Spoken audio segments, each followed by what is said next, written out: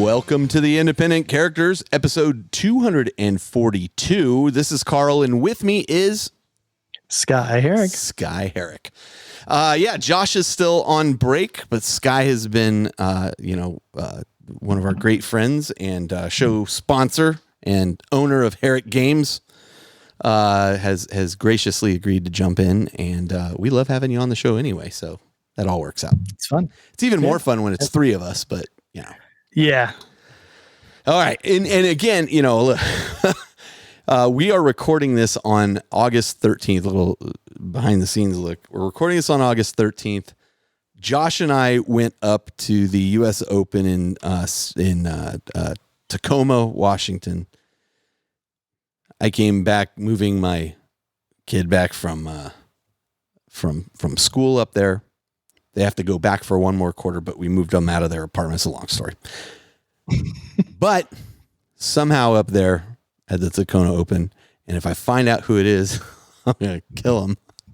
Somebody up there gave me COVID. So, yeah, so if I cough, I'll try not to cough. I'm clean now. Like, I've been clean for about 2 weeks now. That knocked me out for a while. Scheduling was a nightmare. Yep. Then I went and got vaccines for some old guy, my second shingles vaccine, and at the same time, a tetanus vaccine. And that laid me out again. So here we are recording late. I apologize to everybody, especially the Patreon subscribers who this will be up, probably tomorrow morning. And then I will release it the 15th. And we have some additional content coming for the Patreon subscribers too. I recognize that we're behind on all that. I greatly apologize. We'll try to get caught up, and actually we'll try to figure out where we can fit an extra regular episode in too to get us back on track. But this show sponsored by Matthew Gunther and Avery Ryan, two of our fantastic Patreon subscribers. Thank you so much. We really do appreciate the assistance here. And I have to mention we're part of the Goonhammer Media Network. So check out media.goonhammer.com for more shows and information. And then, before we even really get started here, Skye, I was listening to intro music there. And that intro music was provided by a friend of mine from work named Dan Asian, who was part of a band at the time. And he's like Southern California punk band. And he gave me the music without the vocals. Was like, have at it, use it for whatever you want. And we thought, this is a pretty good song for thing. So then the other day, Dan is in a new band. He's been in this band for a while. He sent me, he's like, we recorded this track and I think it'd be awesome, like opening music to a podcast. I'm like, you know what? We've got our music. People like it. It's part of our character. I'm like, hey, he's like, well, let me send it over to you, He sends it over to me. I'm like, oh man, that'd be really cool starting. I'm like, you're right. That's pretty cool. And I go, well, can I use this? Like, or, would you guys require like a payment, a royalty payment? Or do you want like, can I use it if I just give you credit? He's like, oh, if you give us credit, you can use it. I'm like, oh, okay. So, I will put it at the end of the episode. Awesome. And then I'll see what people think. And again, this is probably more of a big deal than anything. I mean, it's really only like the first 10 seconds of the song, but I guess it's pretty cool. And maybe it's time for a little bit of a change. How long has the music been consistent at the beginning? Oh, for years now. Yeah. Probably. I mean, we had an original song and then we changed it out for this one. Maybe I want to say 8 years ago, 7-8 years ago, at least. I mean, yeah, it's been around for a while. So maybe it's time for a change. Yeah. But I mean, yeah, maybe. You hear that music and you think, oh, here comes the independent character. Yeah. So let me give you a quick update on the Hobby Progress Challenge. Things are going well. Shell is graciously tracking all this stuff. I tried to warn her. She's doing a great job. But she gave me some metrics. You ready? 204 people have signed up for the Hobby Progress Challenge. 204. That's impressive. That's awesome. That's impressive. Completing the first month's challenge, and we had quite a bit of flexibility. You could sign up at any point in that month and complete it. 168 completed the first month. That's a phenomenal. I'm not going to do the math. That's a very high percentage. I think that's like 75%. It's probably a little higher. Over 80. A little higher than 75%. As I kind of glance at it. Listen, math's not my strong point. That's why I'm a podcast. All right. Anyway, but I wanted to clarify some rules because we keep getting a lot of questions, a lot of same questions. I need to go back and update the FAQ. I was about to do that, and then I brought down the website. It's been one thing after another with me. But okay, it never ends, right? So you can. So a lot of people are like, "Well, I'm gonna, paint my whole army in this month, and I'm gonna do individual units. I want all the credit for all the months in this month." Okay, that's not how it works. You can paint the whole army in the month. That's fine. As you complete a unit, what I would recommend you do is take a look at the schedule. We have it up there on the website. Predate, so for example, in the first month, I paint an infantry squad. In the next month, I'm going to paint a tank because I get bonus points if I do a tank that month. I think that's the case. I'm just hypothetical. What I would do if I'm painting that in the first month, but I want credit in the second month, is I just write a little placard that says, hey, this, before it's painted, this is my August commitment, and put a date of August 1st on it. Then when August 1st rolls around, you post that picture, even if 3 minutes later you post, and here's my August completed commitment. It just helps us keep track of it. We're not going to give you credit for the whole thing, 12 credits in 1 month.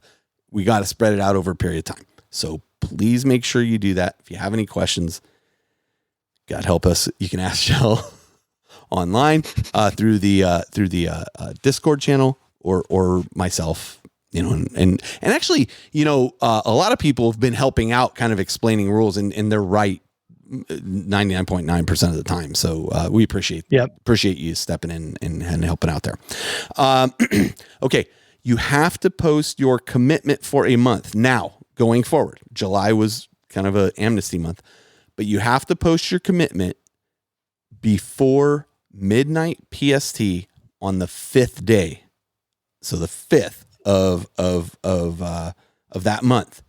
So if it reaches the 6th, we're still going to accept it, but please do it by the 5th. We're trying to be a little flexible here, but we're probably not going to go beyond the 6th. Like if something happens, I'm like, oh, I'm late, and I get even a one-off. If you were to write us and be like, oh, I was on vacation or out and I couldn't do this, and I could only get it by the 7th, just let us know. We're going to be super flexible about this. People are. And I get it because we play 40K and it has a lot of rules and people follow the rules. So I appreciate that. But I'm a narrative player, so I'm very flexible on this kind of stuff. Much like, and actually the great question I had was, hey, my army doesn't have any Titanic or super heavy models. What can I paint for that month that you would get bonus for that? Just paint the biggest thing you got. Like, and honestly, don't run out and go like buy a knight unless you had planned to buy one anyway to just get credit for that. Like, tell us this is the biggest model you got. It's a Land Raider. It's a piece of terrain. It's, whatever. Paint that thing up. We'll give you the credit. Don't worry about it. We're going to be flexible on all of these things. So we're here to work with you. It's really just about getting that gray plastic painted. So we're super happy to help.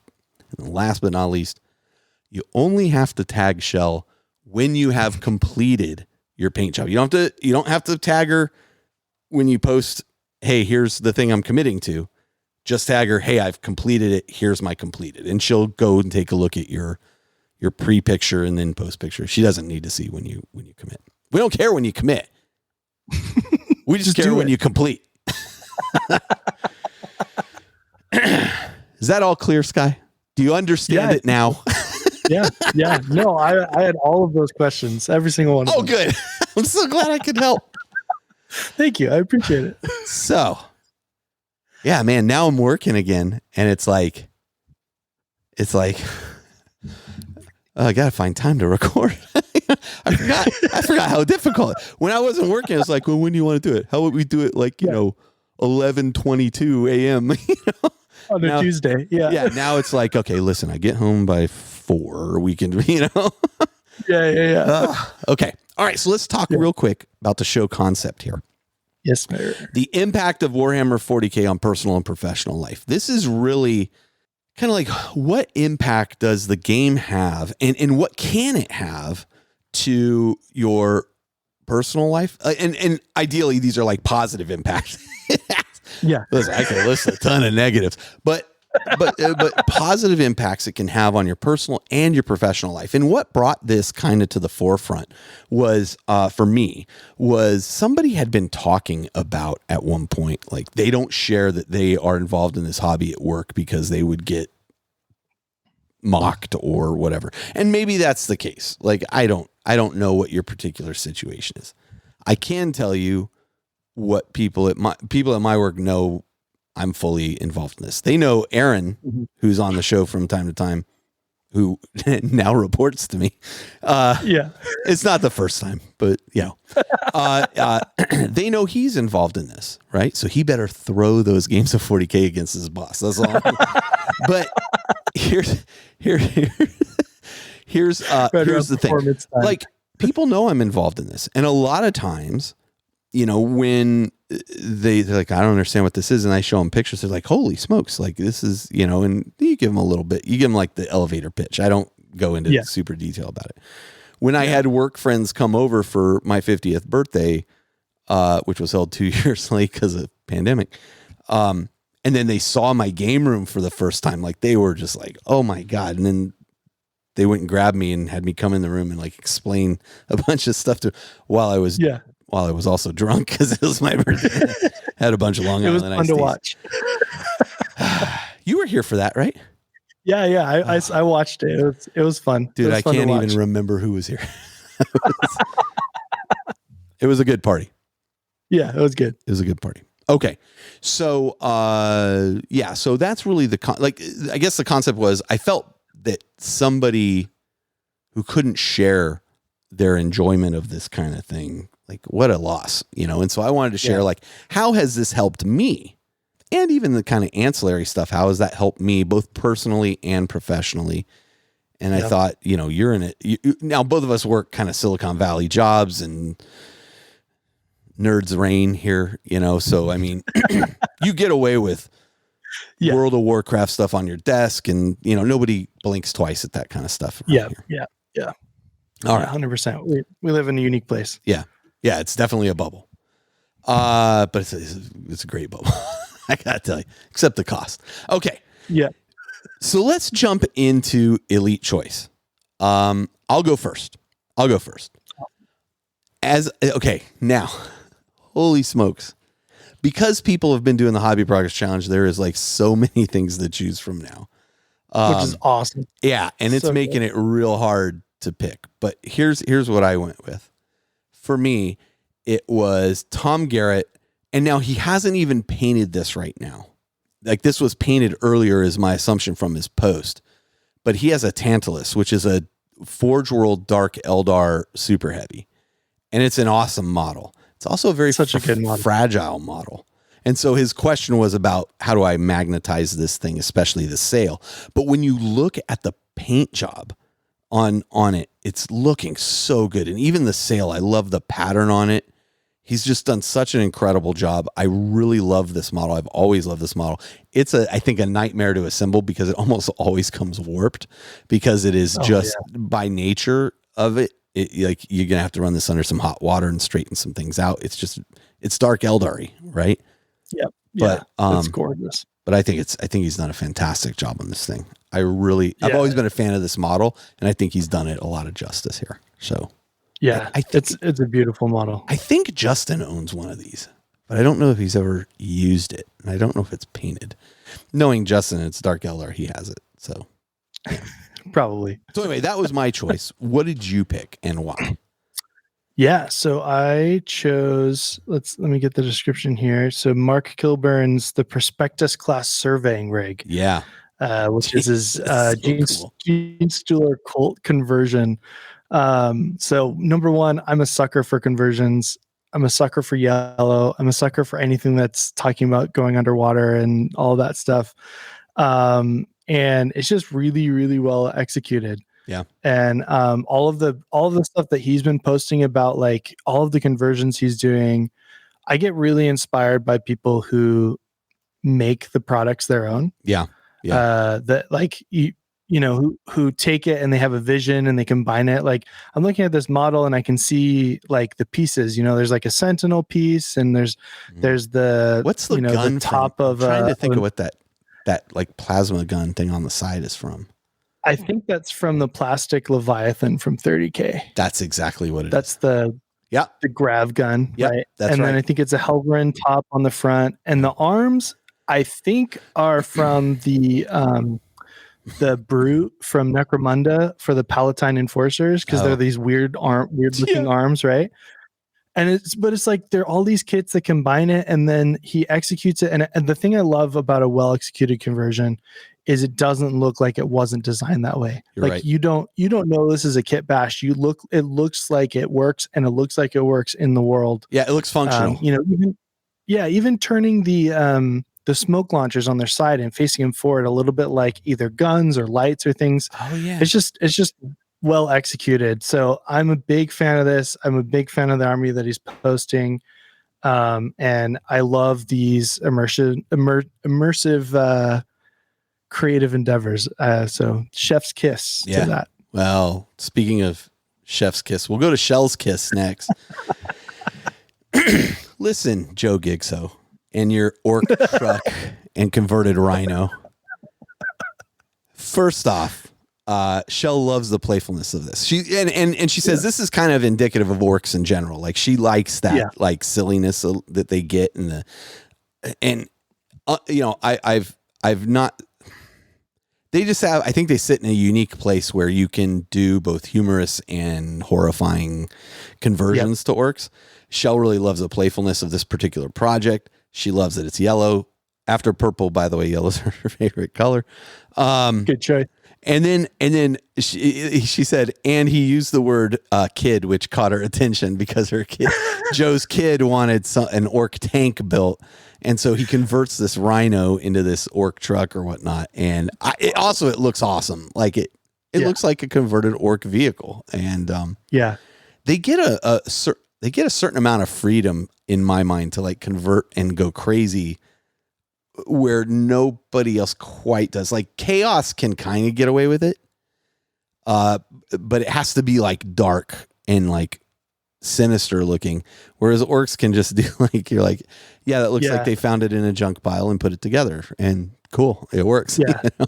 They're the only ones. Yeah. I think the other cool thing about orcs is unique among all the armies. Like you can take, you know, like even with the Gene Stealer cult, right? Yeah. Like they're going to be Imperial conversions, right? You're not going to see an Eldar tank or a Tau thing converted into GSC. Maybe you are. A Tau GSC sounds really cool. Yeah. So if anyone wants to do that, but orcs have like a much more freedom on the creation, right? Because they can take I used to see this Eldar Falcon that had a bunch of the feet of Gretchen glued on the bottom of it to make it an orc grab tank with 200 Gretchen underneath it. You know, God, it just makes you laugh. And so that is so funny. It's so good. And like a bunch of Gretchen are just carrying the thing, so it's hovering. Anyway, I'm a sucker for conversion. Yeah. They're just carrying it on their shoulders, and so that's the looted tank or whatever it is for orcs. So. Yeah, I agree. I'm a big fan of conversions. This one is nicely executed. And yeah, it perfectly encapsulates what an orc would do to a rhino that they found too. So I'm a fan. Right on. All right. Well, we're going to take a short break. We'll come back and launch into Hobby Progress.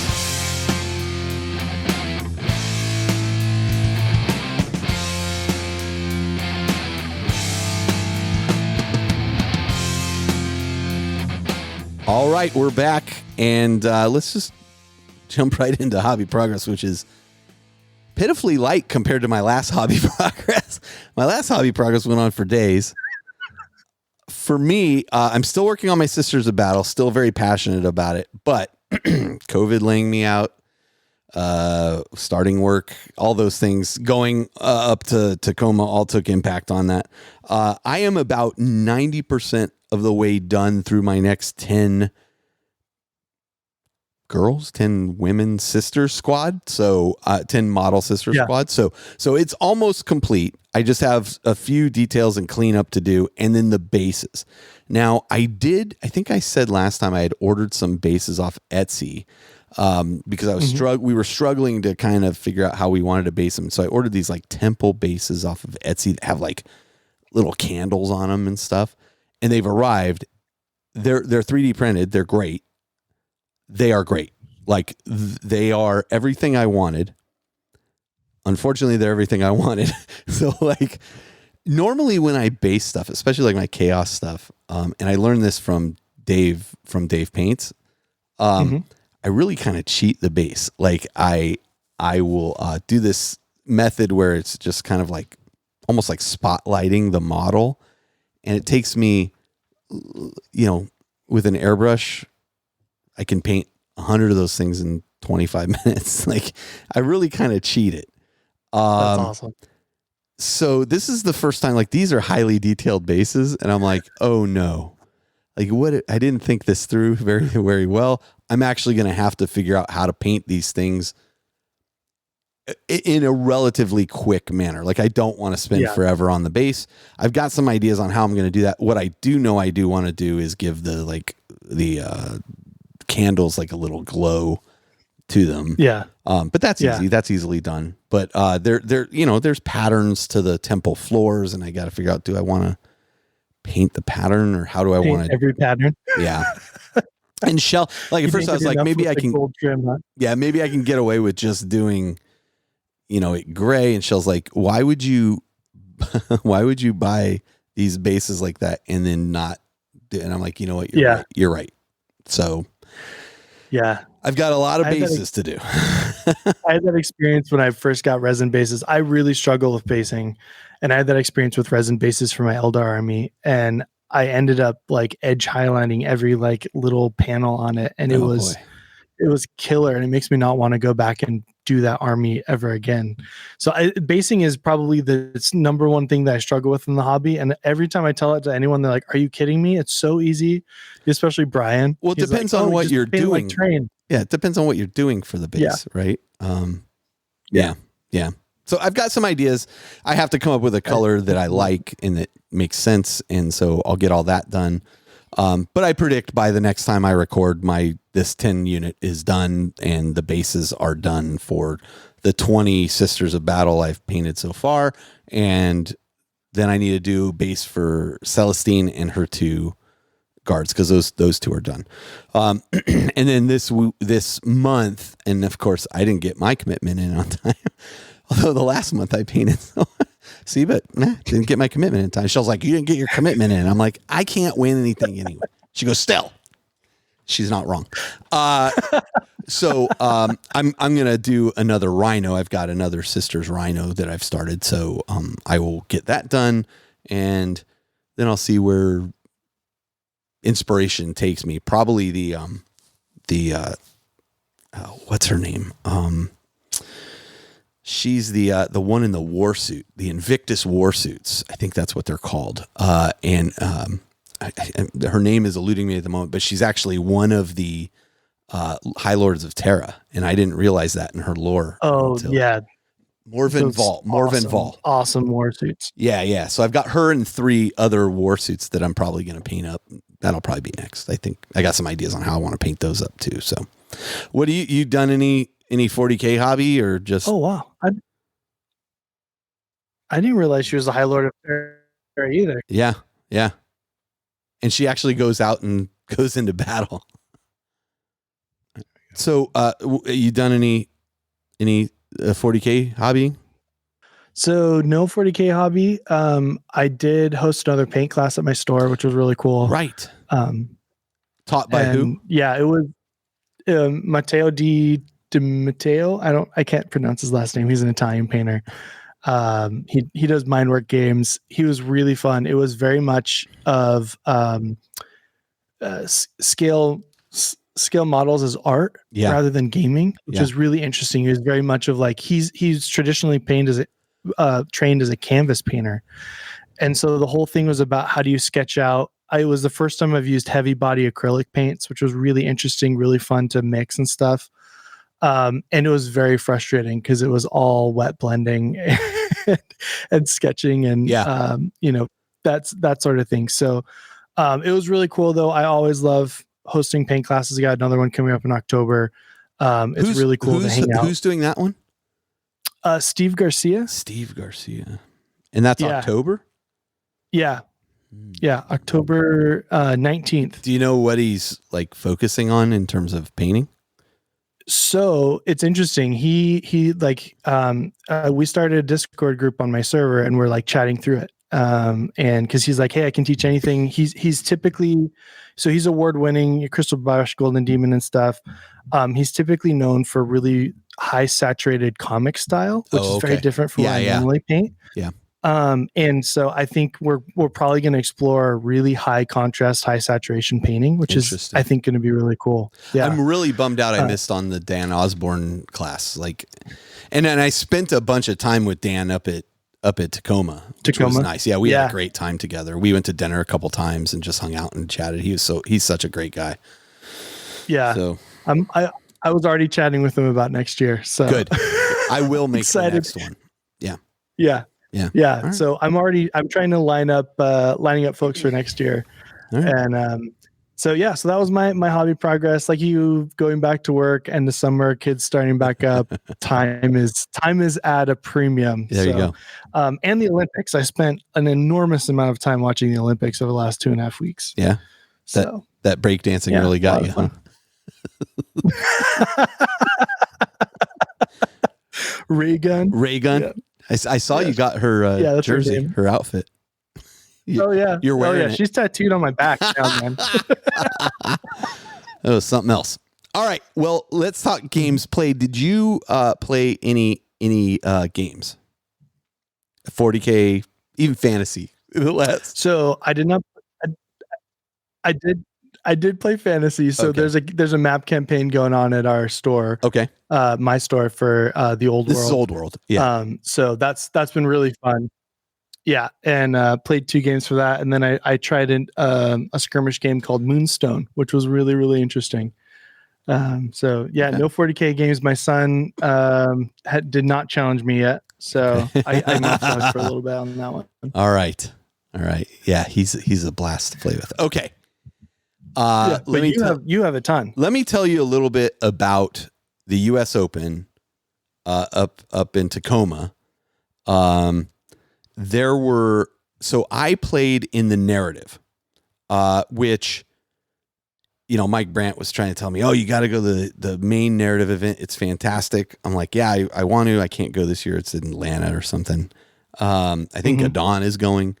But for me, this was kind of it was actually my first foray into playing Crusade.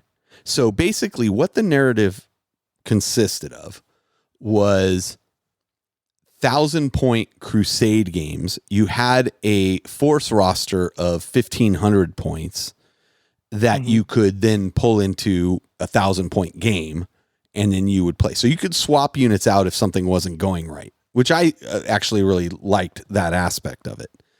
Yeah.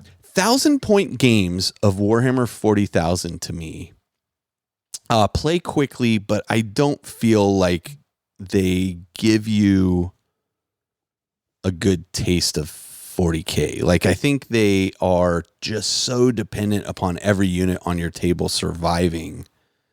Yeah. And I just feel like it's just a little too small for me. I like 1,500 as my smallest choice. Yeah. 2,000 is great. But they went with 1,000 because we were playing fairly casually in terms of pace and time. And I thought it was 2 games a day. It turned out it was 3 games the first day, 2 games the second day. Oops. Which is, for me, that's a lot of 40K. Like, I like it, 2 games in a day and I'm done. So the third game was kind of like, okay. when you talk about narrative gaming, and I've struggled with this a bit because the interesting thing is everybody kind of has their own definition of what narrative is.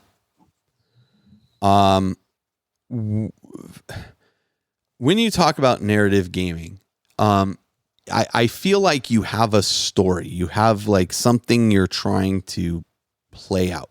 And they do this on a big scale. And honestly, I've been thinking about how would you do this on a big scale and encompass what I think about narrative game. And I don't know that it's truly possible. They divided us up into effectively, 3 different factions. You had Chaos, you had like Imperial, and you had like Xenos. I can't remember what Xenos were called. They were called like Interlopers or something to that effect. I can't remember what they actually titled them. That's the wrong name, but it was something equivalent to that. They looked at like, what does the situation look like in terms of number of players in each of these categories? And is there anybody in the Imperial side who usually has like way more players that we can move over to the Chaos side? Excuse me. So that ended up working out fine. Like the balance of players was great. Some people were in costume, some people weren't. But I found like, much like when I went to the Maelstrom Mixer, where it was, hey, don't bring named characters. You want to, kind of have your story around your army and stuff. I found some people embrace it more than others, and you'll understand what I'm saying here as I talk about the armies I played against. So I brought my Black Legion Chaos Space Marines. I had like a name for my, here's a perfect example. I could have thrown like a Demon Prince in there. I could have thrown like some things in there to make it a stronger list than what it was. But I thought, well, this is a narrative. I'm going to kind of peel that back a little bit. I've got like this thing where, I have this Chaos Sorcerer and he's going to run this group and here's my story kind of behind it. Okay, cool. It's a good thing I could swap out units because my first game was against Black Templars. Cool. I don't know if you've listened to Campbell at all in the 40K Badcast, but Campbell's running Black Templar list. It's very tough. He runs a list including Helbrecht and a bunch of other guys, and they basically call it, the Hellbrick or something to that effect, right? It's just like a mass of these guys with Hellbrick and another character that basically allows them to reroll all their attacks. They get like a bajillion attacks, before even Hellbrick gets in there and attacks. And then this other guy's giving them like feel no pains or I'll be honest, I'm not so well versed in it that I could tell you exactly what the units were, but I recognize it when I see it, right? And I'm like, okay, here we go. And he's got the majority of his army is this, plus like a couple tanks or whatever. The opponents, let me stay up right up front. All of my opponents were very fun to play against. Like they were all very nice. They were all it was fine. Yep. This was not Helbrecht himself, but it was like another marshal or whatever, right? So instead of the Hellbrick, it's like the Heckbrick or whatever. But it's effectively at 1,000 points, effectively the same thing, right? And really, what you want to do with this army is charge it forward, and it gets into your face, and then it just wreaks havoc. So, having listened to Campbell talk about this enough, I was like, oh boy, here we go. I whittled it down like quite a bit before it even got to me, but by the time it got to me, like I was taking so much fire from these tanks and all this stuff that I'm like, okay, well, I think I basically got tabled. I'm like, okay, well, that was it, and it was a fun game, but I was like, okay, I did not see that this was like the list was effectively a meta list within a narrative game. I think that's the key for me. And so, okay, that's fine. I mean, I'm not a poor sport about it. I'm like, okay, that's cool. Next game I play is against Imperial Guard. Now, when I went up and played against the guys at, in the 40K and 40 minutes thing up there in British Columbia, I got my first dose of like what some of these Imperial Guard vehicles are really capable of. I knew, okay, I think it's the Rogel Dorn. I was like, this thing is a beast. I know it's got like a bajillion wounds. I ended up doing a lot of damage to this army. In all my games, like I lost the majority of my games. I tied one. I think I lost all my games. I tied one. But every opponent that played me, I punched in the face. Not metaphorically speaking, not my opponent, but like their army was decimated by the end of it. But they would just get points so fast I couldn't really do anything about it. And so okay, I play this Imperial Guard player. I'm like, oh, I know this tank is brutal. Maybe I should have focused on the tank, but I focused on other things. I tried to get points where I could get points. It was a close game. I ended up losing that game by like a couple points. It was still fun. It was a great game. My opponent was actually a ton of fun there. So game 3 comes along, and oh look, it's Black Templar again. And oh look, it's a nearly identical list to the first list. And this is where I'm like, okay, like I'm playing just against meta lists. So I'm like, all right, well, honestly, even the Imperial Guard list had a lot of things that you're like, yes, this is what I would expect in an Imperial Guard list, like a competitive Imperial Guard list. Again, fine. Now I know exactly what I'm expecting, and I punished the heck out of his little heck bricked. Like it came around the corner. I was like, okay, here, eat this. This is a fully functional Forge Fiend, right? Yeah. And, which is an absolute beast. Oh, and I just decimated that. And then I'm like, now I'm going to assault you with this Demon Prince, and it was just like, it was a great game. Again, though, I punched him in the face a lot, but he had 2 tanks that are just sitting back, just blasting me. And I had no answer to that at 1,000 points for chaos, at least in my list, right? But I had swapped out my librarian for the Demon Prince at this point. I was like, oh, if this is how we're playing, why did I hold back? I shouldn't have held back. I didn't realize we were just bring the most beat faceless. I could have brought something entirely different. I had no obliterators. I could have been dropping obliterators. I could have been and I was like, all right, well, it is what it is. That's fine. Second day rolls around, game 4. And now like they had a problem where some people just didn't show up. And so, I end up playing against another chaos player.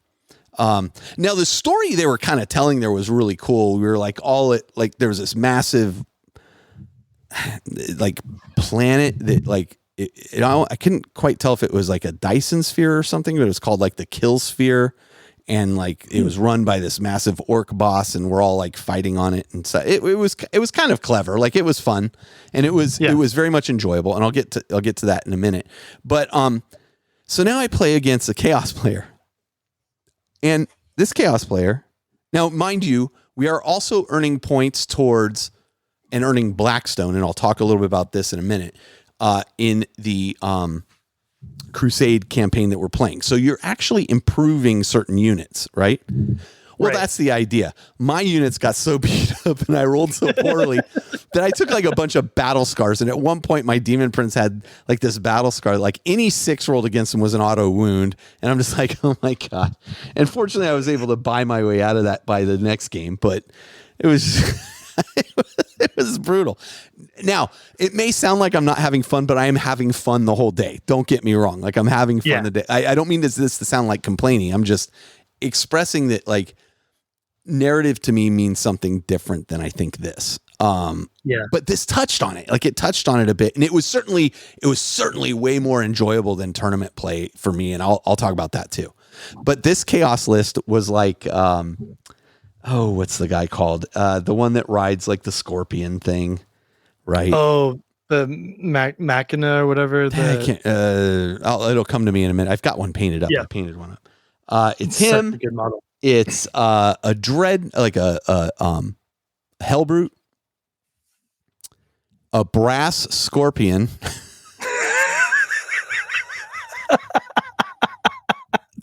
And like 10 cultists. In a 1,000-point narrative. Yes. All right. Might I also mention the brass scorpion in every game that this guy had won so far had accumulated all these points, so he had upgraded the brass scorpion even further. And I'm like, oh my God. I walk up to the table. I'm like, you want to just say you won? I'm like, all right, let's play. Let's play. And by God, I made it my mission to destroy that brass scorpion, and I did. I wiped off everything but one unit he had. Oh, it wasn't even a Hellbrute. It was the Forge World. It's like this. The Decimator thing? Yes, it was the Decimator. That's a sick model. I don't like it. I own one, and I'm like, I'm not a huge fan of it. You know, I don't like its head, but I like the body and the arms. It feels like it has Necron influence to it. Yeah. I'd agree with that. All right. So anyway, I play this game. I end up destroying the brass scorpion. I destroy a lot of stuff. I actually charge his.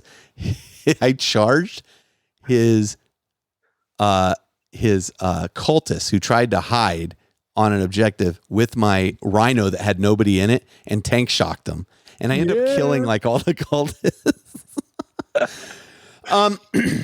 But I did run into one issue in this game, and I need to look up the rule because I wasn't clear on the rule at the time. And I was like, I don't think this is right, what you are doing here.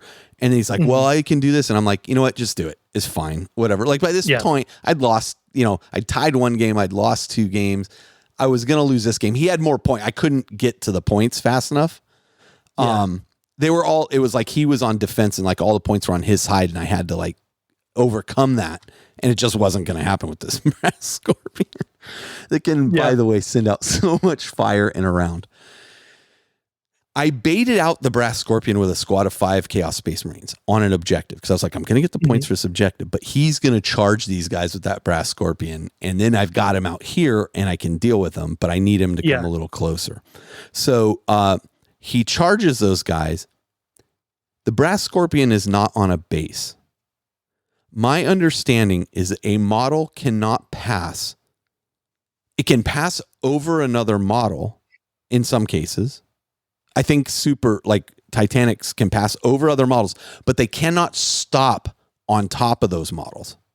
But his brass scorpion doesn't have a base. He stops it over the models because its legs like extend over the models. Yeah. Kills those and then consolidates into my Forge Fiend. And I'm like, I don't think you can stop there. I think you have to stop as soon as you make contact with these guys, closest. But I'm like, whatever, just do it. I still have to look up the rule. And if you're listening and you know the answer to this, let me know. But it felt like a little exploitative. And it didn't leave me with a bad taste. I was just like, do whatever. But I do want to know what the actual rule there is, because I would have moved my Forge Fiend a little further away had I known, because I was expecting him to wipe that unit and then I was going to blast him again with the Forge Fiend. So whatever. I do know there was an FAQ recently on base and baseless shenanigans and movement. Yeah, so I got to take a look. You might check those as well. The other thing I will say is pivoting and all that stuff. I made a huge mistake in my first game too, which I ended up losing anyway. But I fired Overwatch in one phase, and then in the charge phase, I fired Overwatch again, not realizing they had FAQ'd that early on that you cannot fire Overwatch in 2 different phases like that. Even though it's that one specific, you can't use Overwatch in that way. And so then I went back, he was kind of surprised by that I was able to do it. And then I went back afterwards after I talked to Todd, because Todd was there playing in the tournament. And then Todd's like, you can't do that because here's the FAQ. I'm like, oh my God. So I went back to him. I was like, dude, I totally cheated. I just want you to know you were right. I cannot do that. So your games going forward and my games, I know I cannot do that. So it was a good lesson for me. And he was fine with it. He had crushed me. So what did he really care? He didn't care that much. But I like to be open about that. And had I won as a result of that, I probably would have said, hey, let's go talk to the judges. So a couple things about the event, though. I will say, first off, the people running the event were fantastic. And there was one gal that was dressed all as a Sister of Battle. She's a professional painter. I follow her on Instagram now. I don't know her name off the top of my head again. I saw the pictures. Yeah. A lot of people recognized her. She was fantastic. She was a lot of fun. She was very nice through the whole thing. We chatted a little bit. And then the terrain at the event was phenomenal. Like, that's awesome. Absolutely phenomenal. Every table was themed. They had, the Sisters of Battle came out with a kind of chapel thing ruin with a special Sister of Battle statue. They must have had 3 dozen of those statues. Like, you can't buy that anymore. Like, it'll sell for like $250 online. They had like 3 dozen of these things on the tables. It looked fantastic. Like, it was phenomenal. I actually made a post about it too, where I was comparing like what the tournament terrain looked like versus the narrative terrain. And the tournament terrain all sits on these clear bases, which represent the footprint. Okay, that's fine. But my problem with that is you'll have this clear base that's maybe 4 inches by 7 inches or something. And on it, you have like one pipe. Yeah. And it's like, you cannot see through the base at all. Yeah. It really breaks for me, like, one of the things I appreciate about 40K, which is the look of it on the table and how it functions. Like, I like that terrain gets in the way or doesn't get in the way. I understand the rules around it. I'm just saying, visually, like, this is one of the reasons I don't like Warhammer Fantasy. There is not a lot of terrain on the table. It doesn't,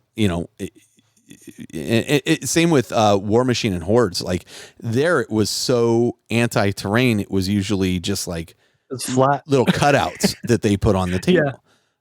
Yeah.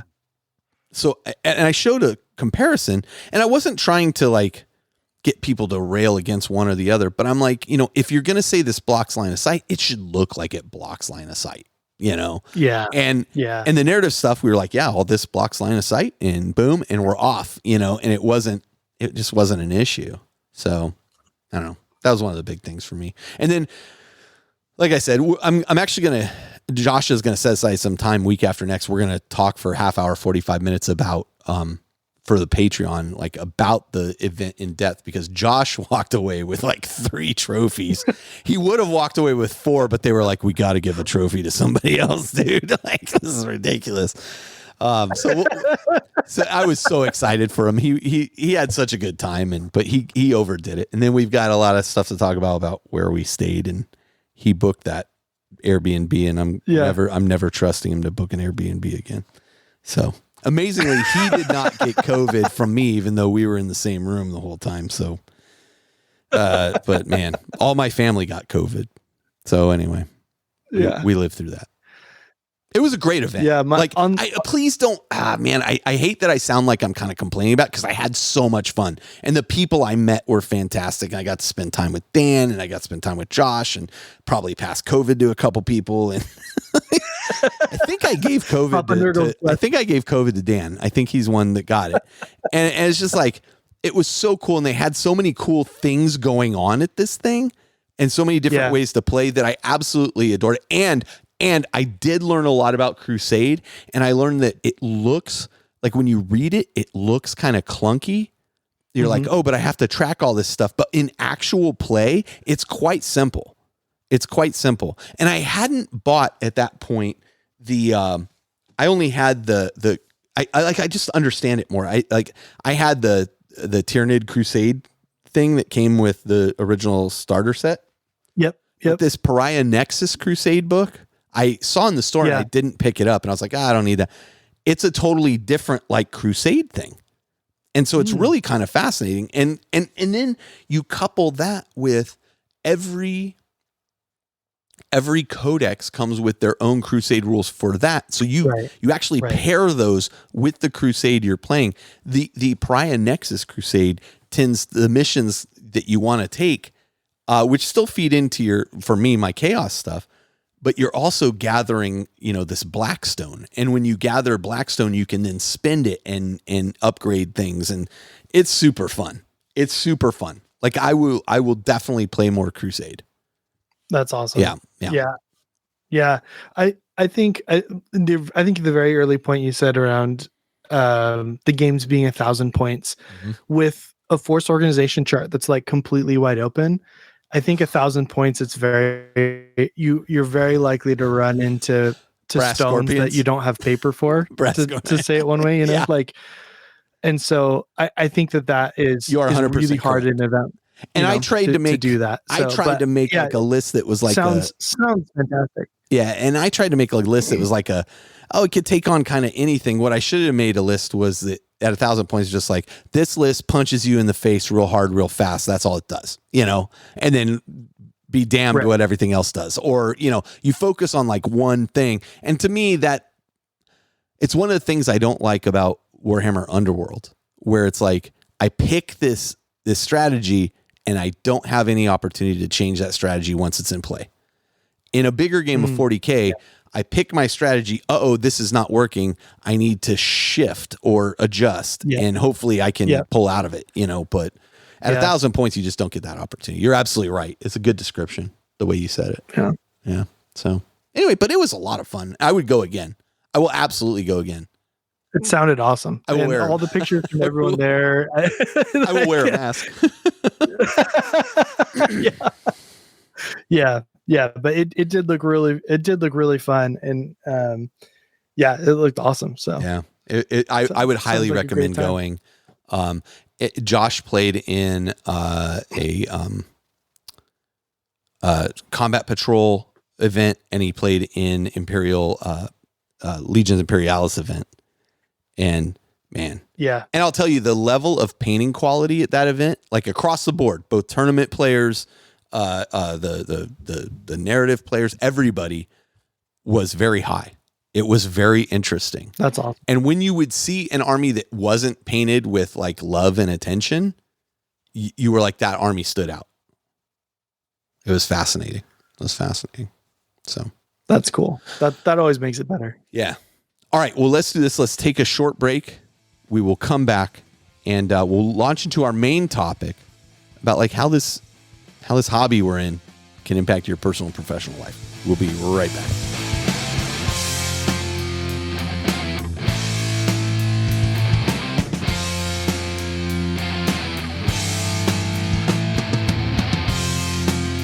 All right, and we're back, and now we're going to launch into our main topic, which is really, how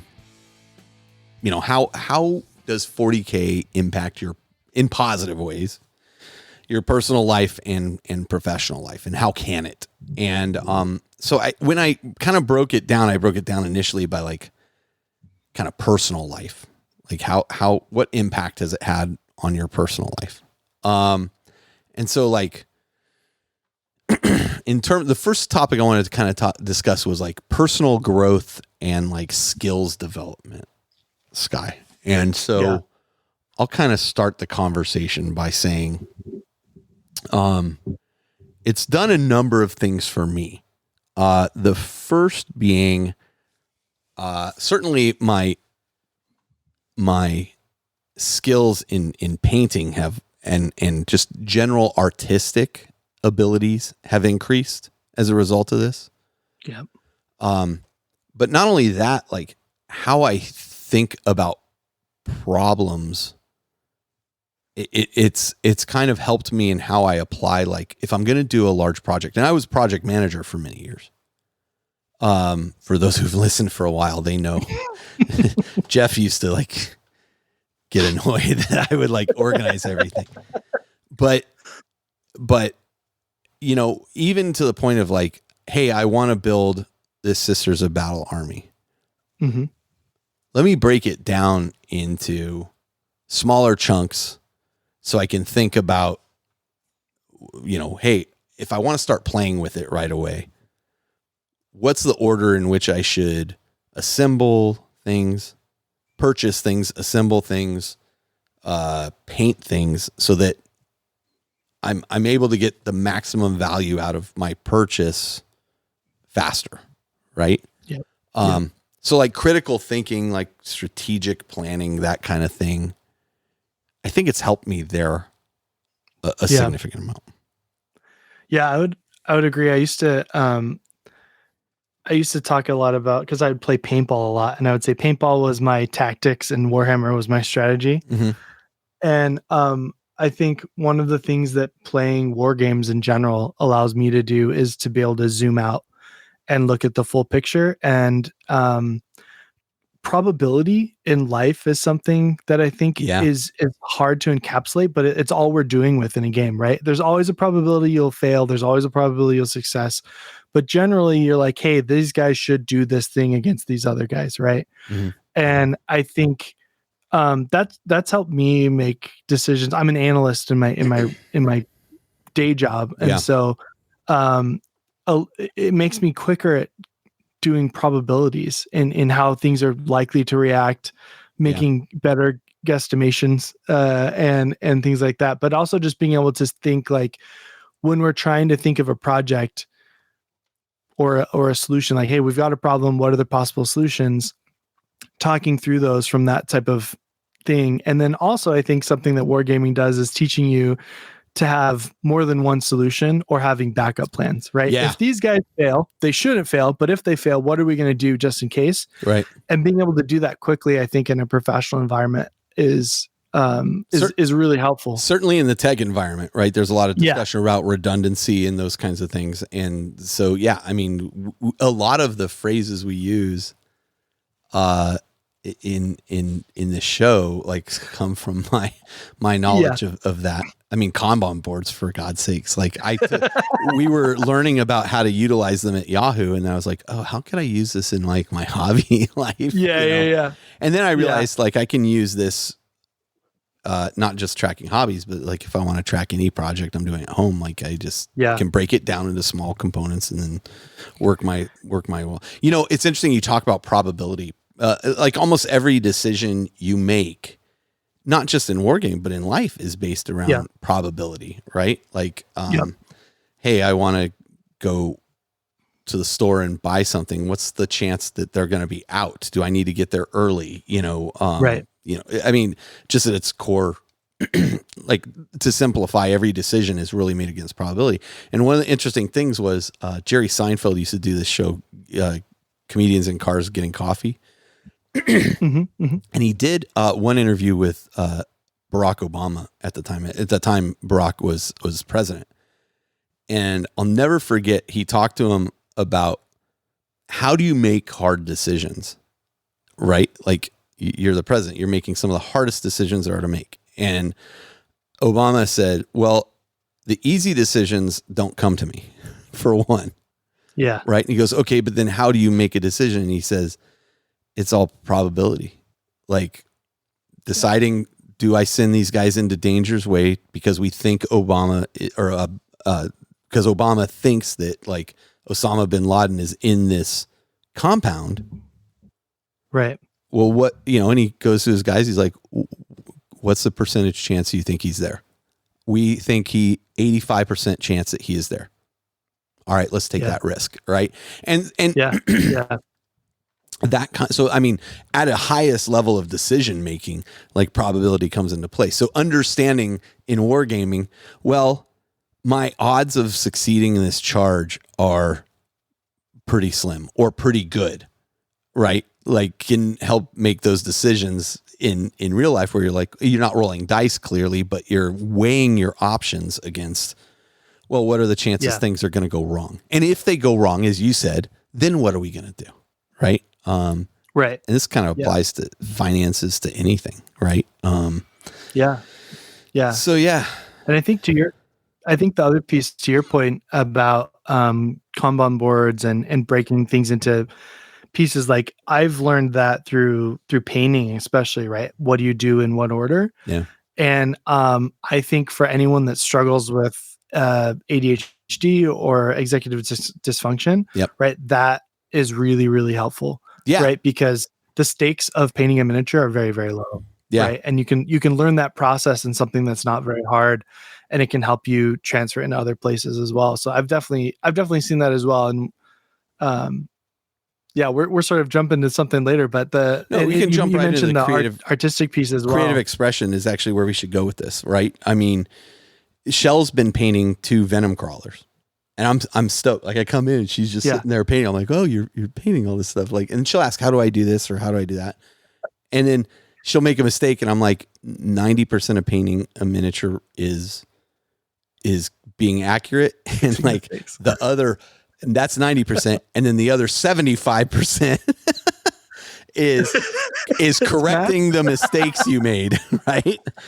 I mean, all joking aside, like there's a lot of correcting you do as you're painting small things. And, it's funny today I came in and she was wearing the goggles that, like the head thing with the zoomed in goggles painting, and she's doing great. I mean, they look fantastic. So I'm very excited that she's totally embraced it. She's like super into it. But kind of exploring the artistic side of Warhammer through painting and modeling has done a number of things for me in my personal life, especially while I was unemployed, Skye. Like I could have, I was looking for work. Was I looking hard for work? That's debatable, right? I could have gone another year being unemployed, and financially we'd have been okay. And, eating into my retirement savings, but you can let that get you down. Like looking for work is soul crushing, and it's horrible. And yeah, it is. I grew to hate LinkedIn so much. Like I hate it. I hate that site. If anybody out there works at LinkedIn, I'm so sorry, but I hate your site. Like it's just corporate BS. But you saw I knocked out 2 full armies in the last few months. Yeah. I was so like, it would just help me mentally. I'm just going to focus on this. And like, I could kind of tune out, cares and worries. And like mentally, it was very soothing once I got super into it. The modeling, discussing with my wife, like, hey, how do we want to do this? Like we'd negotiate, different, well, here's how we can approach this. Here's how I may not have done my Night Lord's purple. She did. They look fantastic. Like I'm actually really impressed. Not a color I would have chose the blue, the traditional Night Lord's color. So there was not only like time for us to both have personal growth as we were painting together and really enjoying, each other that way, but also mentally it was a space I could move to kind of relax and not worry and kind of get away from my cares for a little bit, and whether that was, I would listen to a podcast or audiobook or whatever music while I was painting. That's neither here than there. It's kind of a neat and unique hobby in the sense that while you're doing that, you can do something else and really just kind of tune the world out. And so I found going through creative, and then if I can add to that before, if you want to interject there, just feel like for you to interject. But then the other satisfaction I would get from that is then sharing what I had done and seeing people's responses, positive or negative. Like if they say, oh, you should have done this or you could do that better. Mm-hmm. I take that feedback and maybe we have pushed ourselves in these last few armies we've done to levels that I haven't painted at before. And getting the feedback from people or seeing the encouragement from people was also incredibly rewarding. And, so just being able to express yourself that way. I don't have any other method of art that I do aside from the podcast. And I'll talk about that too, that I can share with other people, and for me, that was incredibly rewarding. Yeah, I agree 100%. Like this is my only artistic output right now. And it's really interesting. Same thing. I was employed for a year, unemployed for a year as well. And I got way more painting done than I'd ever done in my entire life. And it really was an escape.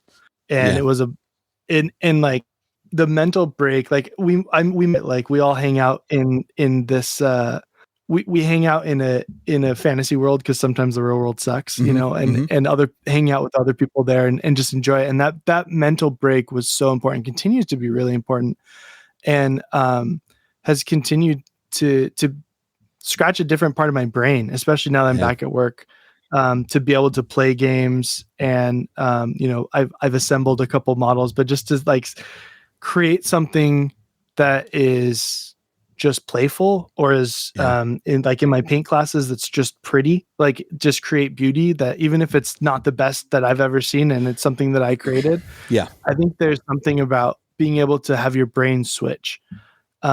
And a piece that I really, really appreciate about the hobby, and I talk about it a lot with people who come in the store and ask if I sell video games and stuff, is that it's non-electronic. When you're playing a game with someone, it's tactile, it's face-to-face.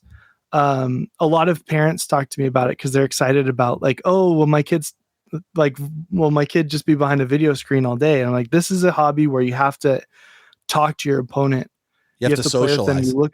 You have to, and you look you look at their models, and you show your models, and there's like this whole other aspect to it that I work from home now remotely, and so all of my interactions pretty much are through a computer screen, and so to have that in my personal life today is really, really important to me. That's a really good point. Like, I mean, it does, and honestly, role-playing games do this as well.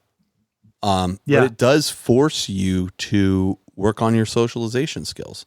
Like, going up to Tacoma and playing 4 perfect strangers, right? I mean, Shell, if you ask Shell, she'd be like, you're a super outgoing guy, and you're about me. And you're you're an extrovert. I am actually an introvert, but I mask it very well. And I've developed skills that allow me to approach people and say, okay, now, I mean, it's exhausting to me by the end of the day, but I have this, like, I've developed as a result of wanting to be a part of groups and play 40K with them. I have developed the muscle memory that allows me to go engage in a conversation and listen and respond appropriately. And it takes practice, right? I mean, that's a really interesting point. And I mean, I kind of craved that, even being somewhat introverted. Like, I kind of craved, I've always wanted to be part of something larger, but I've kind of been held back a lot. The podcast in particular allowed me, it put me in a position where I was not forced, but like I was put in a position where I'm definitely going to be socializing with people, especially at conventions and that kind of thing. And, it's been incredibly, incredibly helpful and very rewarding as a result. And all of that, like, I wouldn't have the podcast if it weren't for 40K. And so all of that really comes, I still consider the podcast really just part of my 40K hobby, to be honest with you. Yeah. I mean, I consider the store part of my 40K hobby as well. And it was funny, at Adepticon, we were in the vendor hall. I never considered myself very good at networking. I hate that word, and I never felt it, for one. But I knew, like, most of the vendors there, and I had business relationships with them, but more importantly, I had friendships with them, and I was introducing them to other people. And I also do not gain energy from social situations. I enjoy social situations, but they take energy out of me, and I have to go up in my room and that is exactly how I am. That is exactly how I am. So, like, even and so we love having you and your wife and kids over. Like, we absolutely love it. Like, it's a blast to us. And then, at the end of a long day of playing board game stuff, we're like, okay, it's quiet. We can recharge. Yeah. The only person, and you're probably the same with Jade, but the only person to me that I don't need that with is Shell. Yeah. It's 100% the same. And I think, you talked about the podcast sort of giving you that excuse to break the ice, right? Or have people come up to you. I have this, my experience with the store has been the same. It's been a way for me to talk to people that I wanted to talk to anyway, but I was nervous or too scared or for any other reason, right? And so it's been really cool to be able to do that, because I too wanted to belong to something. I love this hobby. I've loved it since I was a kid.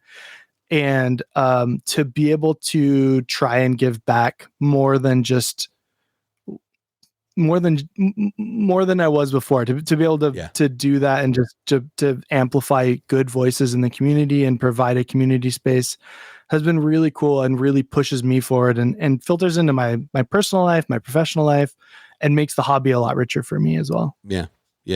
I think 40K, I mean, we're kind of bleeding into social connections and kind of community building here, but 40K for me is, and I've told this story before where I tried to get into like RC car racing and I ran into the community and was so excited about it. I wanted to be it as a kid. I wanted to be involved in it and met a community of people that were just off-putting. Like they were just not involved. They didn't want to be friendly. And like you said, it takes that energy. Like I went up and introduced myself and I was like, hi, I'm new and I want it. And just to meet kind of stonewalled response, I was like, well, this is not the group for me. Getting into 40K, I immediately ran into people who were very like welcoming, and I would play tournaments just to meet people. And that was how I met a lot of the guys. Like it's how I met Adon, right? And so, I went to a tournament. I met all the guys that he played with who were at that tournament. I played against one of them at the tournament. They were super complimentary about my Tyranids, and they're like, you should come up to Oakland and play at Endgame. And then I met Adon up there, and, so I've formed lifelong friendships as a result of just playing the game. And then when you layer the podcast on top of that, when Jeff and I started it, I didn't consider the international reach. I was just thinking about locally and maybe the US. And next thing I know, we can see like where people are downloading stuff, and they're downloading it from the UK and from Ireland and down from South Africa and, all these places. And I'm just like, oh yeah, of course it has a bit of a global reach. I didn't really consider that. And I've made friends, like social connections that took me to Australia. Like, I don't know that we would have pushed to go to Australia if it weren't for Jeremy Woods and Craig, out there saying, if you come out here, we will show you a good time, and then we were like, well, we'd really like to see Formula One, and Shell would like to go to the zoo. And well, and that extra kind of like push was, and Jeremy said, he's a ship captain, and if we ever went out there, he'd give us, a tour on a boat around Sydney Harbor. And like I follow him on Facebook, and so I see these pictures. I'm like, oh, he's like a legit ship captain. Like he's got a sailboat, an 80-foot sailboat. Like he's gonna sail around all these islands with his family for 3 months. And I'm just like, oh, like he is like, and there's something fun about watching somebody who is just like so competent in their profession. Like he took us out on this expensive catamaran. Those of you on the Patreon have heard us talk about this, but it's a $5 million catamaran. It's just him and his wife driving us around, because he manages it for a billionaire. And it's like that opportunity would never have presented itself. I certainly don't live in that world. It never would have presented itself if it weren't for the networking and, hey, look, I'm painting these things and so am I, or Craig, who is a listener of the show still, but doesn't even play 40K. He's just now getting back into it. Craig, like just staying in touch with me, and he and his wife and Shell and I all have a bunch of stuff in common, and we just go and stay with them for a week in Australia. Like those kinds of opportunities are absolute benefits of this hobby and the social connections I built. Again, now I have a little bit more reach because of the podcast, but I mean, you never know who you're going to run into at Adepticon. AJ, for example, Austin DeBane. I met him and Ian at Adepticon, and Austin's like, oh, I'm moving out to your area because I'm working for Apple. And I'm like, dude, you have to come game with us. Like you would fit in with this group so well. And we've made a lifelong friend, it all because of the game and the surrounding aspects of that and the conventions that are associated with it. Yeah. It's the conventions too, I think, are especially awesome. And United States is so much bigger than I think a lot of people realize internationally. Right. Like, and so there are friends that I've made through the hobby. Dave Taylor is a great example who I cannot believe I would consider him Yeah, I cannot believe that I would consider him a friend now after like watching him for years and wanting to like just be like him. And then I get to see him at Adepticon and hang out and chat. And there's lots of people like that, people that I met, like that I painted with during COVID online. I only knew them through Facebook, met up with them for the first time at Adepticon this year. And then one of them came out to the paint class with Dan. Flew out from Indiana for specifically for the paint class. It was really, really cool and really full circle. And you meet good people, just keep them in your life type of thing. That's what really matter what's going on. That's what I love about Adepticon in general. And to be honest, right? I mean, the people on the show have heard me drop names all the time. You know, Dan, not necessarily Dan Abnett. I'm not particularly close with Dan. But, you know, Aaron Dembski-Bowden, John French, like John and I are, I would say, pretty good friends. Like we have a video call every couple weeks and spend an hour just chatting about, hey, what's going on with the family and blah, blah, blah. If John came out here, you could stay at my place. Like no problem. Aaron as well. Aaron's a little more reclusive than that now, but the thing you learn is like, these are just people. They're just people, and they want friendships as well. And it was my first trip to Warhammer World. I came back and I got on the show and I said, you think of Games Workshop as this massive, like global powerhouse in wargaming. Right. I mean, let's be honest, like comparatively to some of the tech companies we've worked for, they're small potatoes. But the reality is, like, they are the biggest in the wargaming community.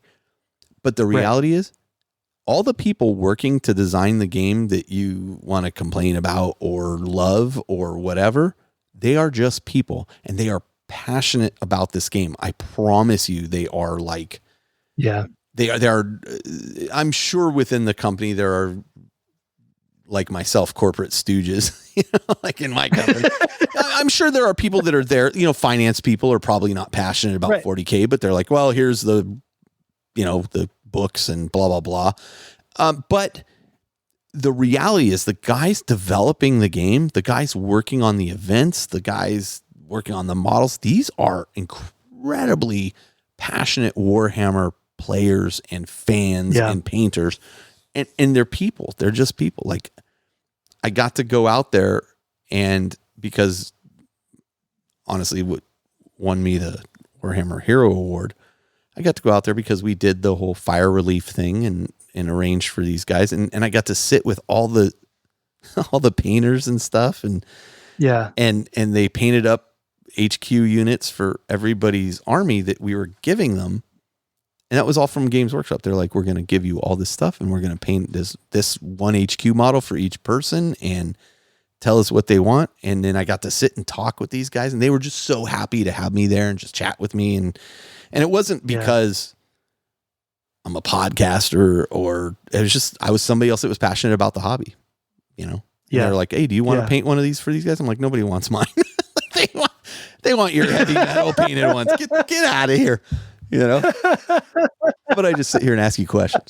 Thanks for the compliment, guys. I appreciate it. Yeah, I appreciate it. But you really, like really, the person who got the one painted by Carl totally be like, oh, really? Okay, cool. And yours is painted by who? You know? So for me, like, the socialization aspect is the number one reason I got into the game, and I chose 40K because I knew I could always get a game is the biggest one.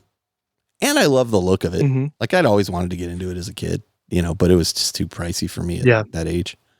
And we talked a little bit already about stress relief and mental health benefits. Like, the painting does it, the assembly. I can just get into a zone and I can be amongst my people, you know? Yeah.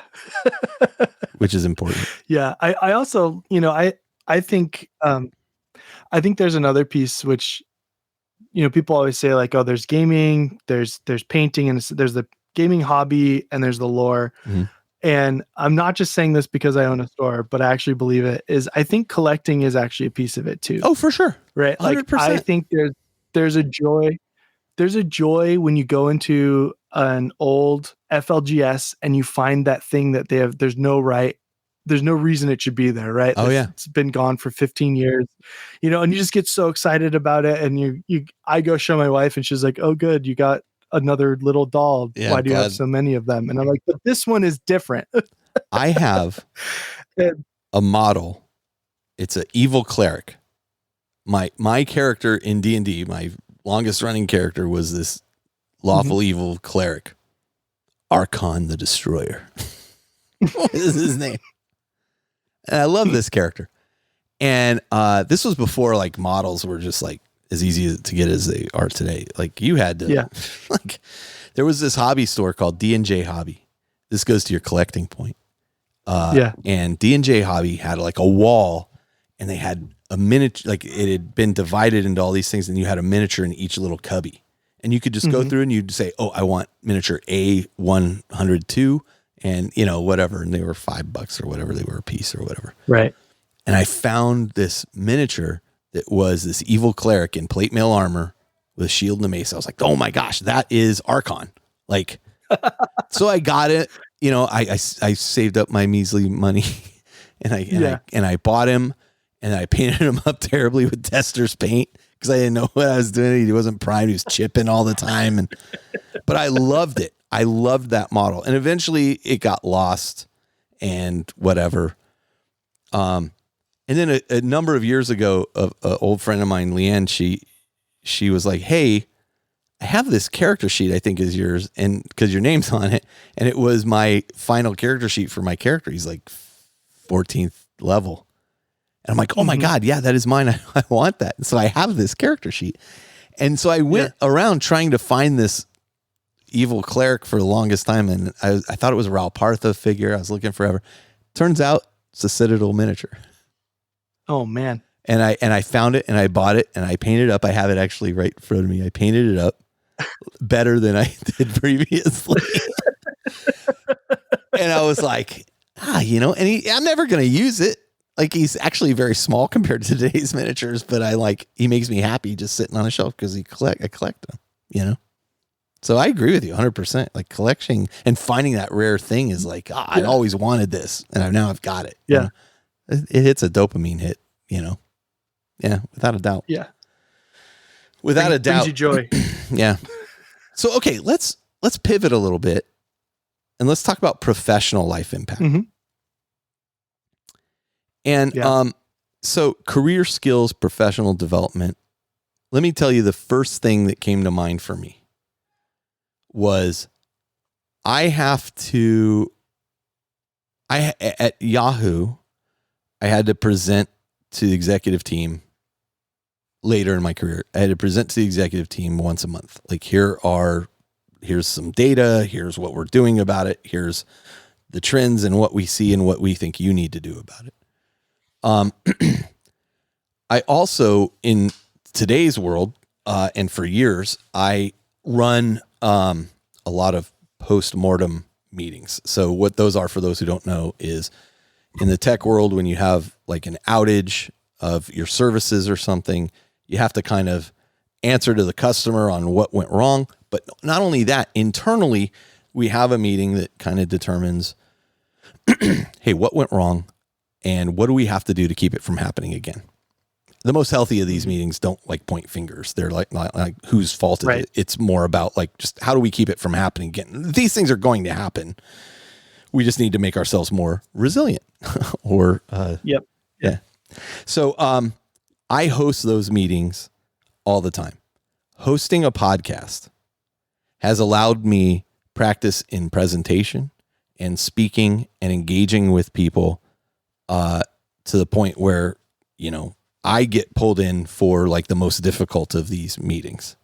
And without a doubt, doing the podcast and going through the socialization stuff we just talked about earlier, because often I'm talking to people who are talking way above me in terms of technology.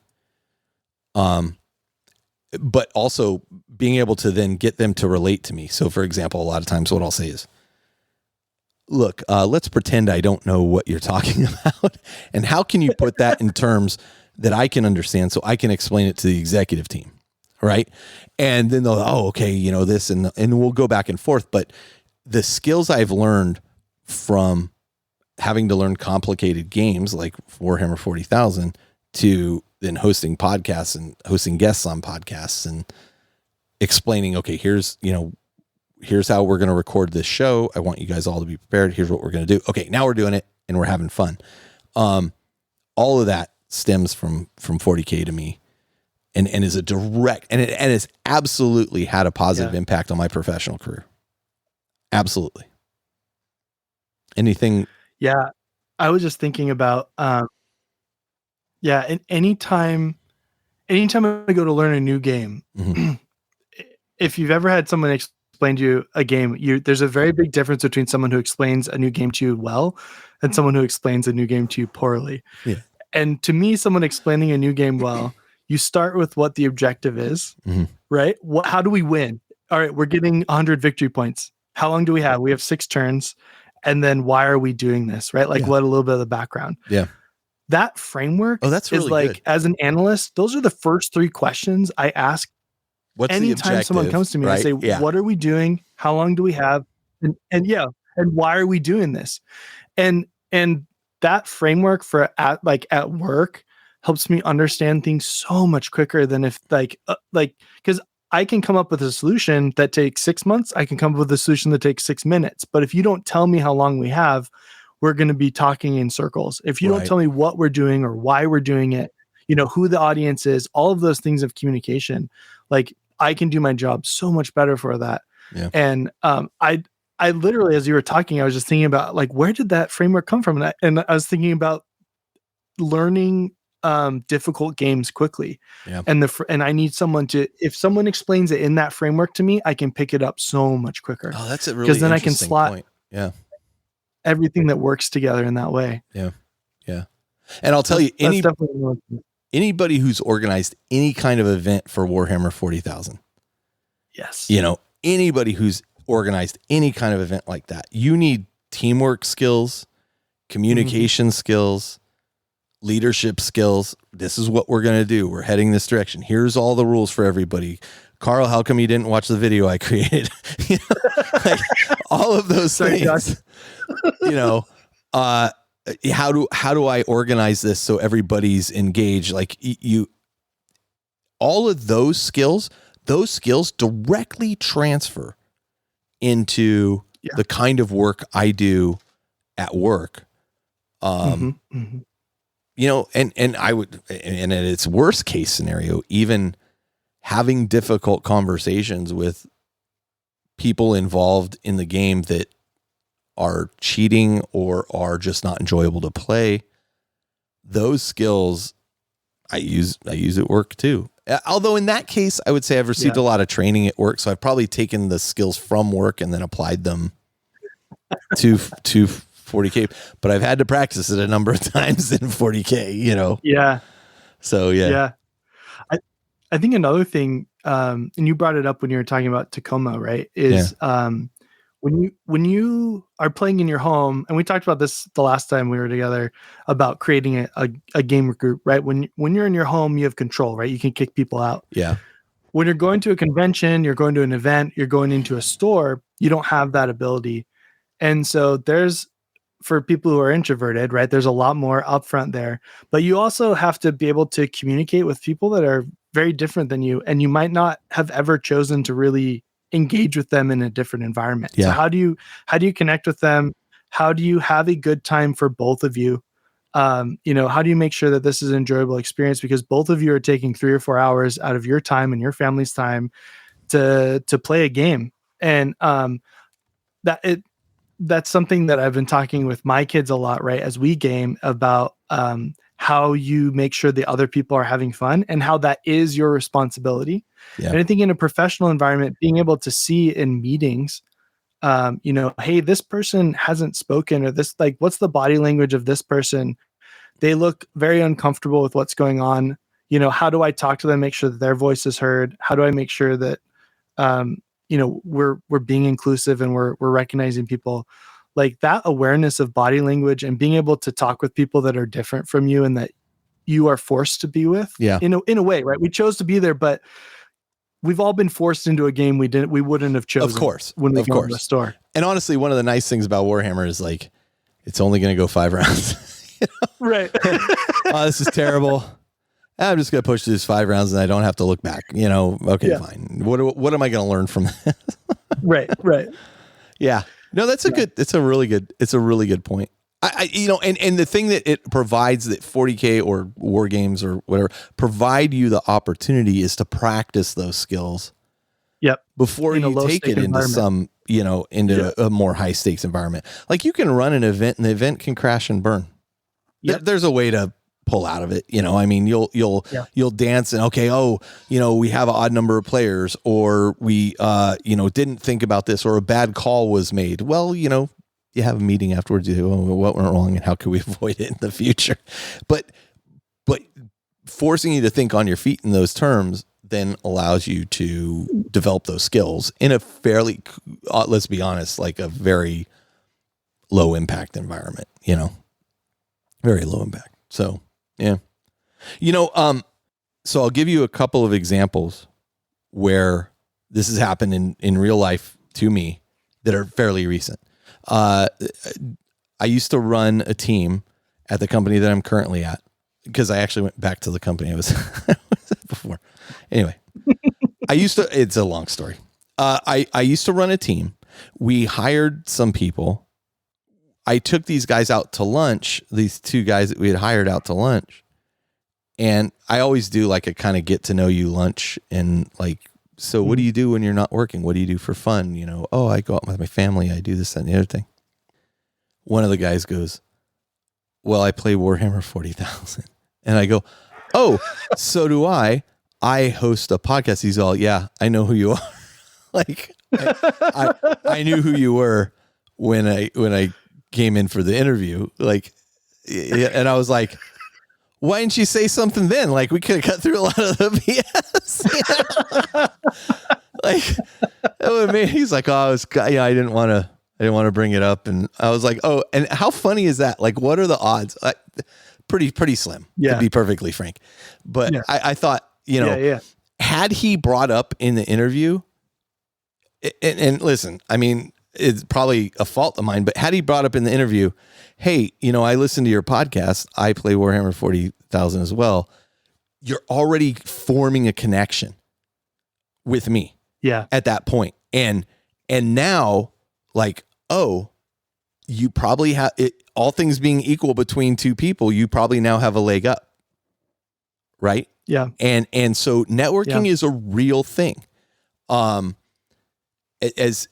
As kind of cheap as it sounds, and you and I were both looking for work recently. Sometimes it's not what you know, it's who you know and the timing.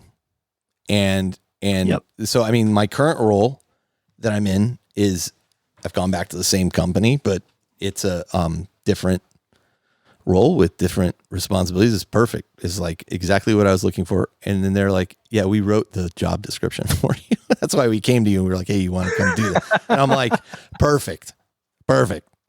And so, and it was because they knew me, they knew what I was capable of, and the things that had caused me frustration before were not quite there. And I'm also in a different place mentally. Now, another time that this has happened is honestly at the Tacoma Open, right? The guy I played last, the guy it sounded like I was complaining about with the brass scorpion. Like we were talking after the thing and I'm like, he's like, oh, well, I work in a sheet metal place and blah, blah, but I went to school, and it's just having a hard time finding a job right now. And I go, what would you go to school for? Oh, computer science. And I'm like, okay, what is it you want to do?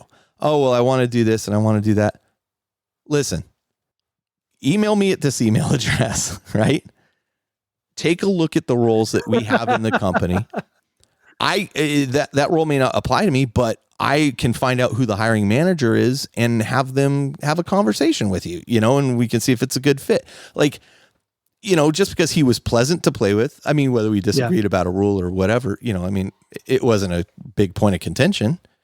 And he was a great guy. Like, he was super nice. In fact, I left a Terminator on the table. I didn't realize it. And he raced. I was leaving and he chased me down. And he's like, "Oh, you left this." And I'm like, "Oh, okay, thanks."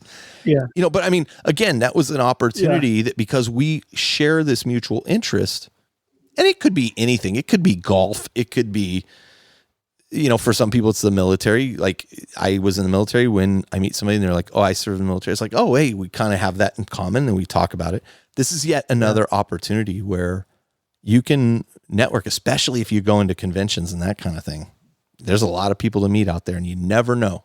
You never know who's going to have a job, have a sister that's hot, and then you get up married to her.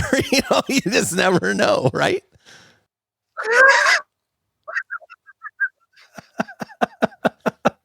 It could happen. I'm sure it does.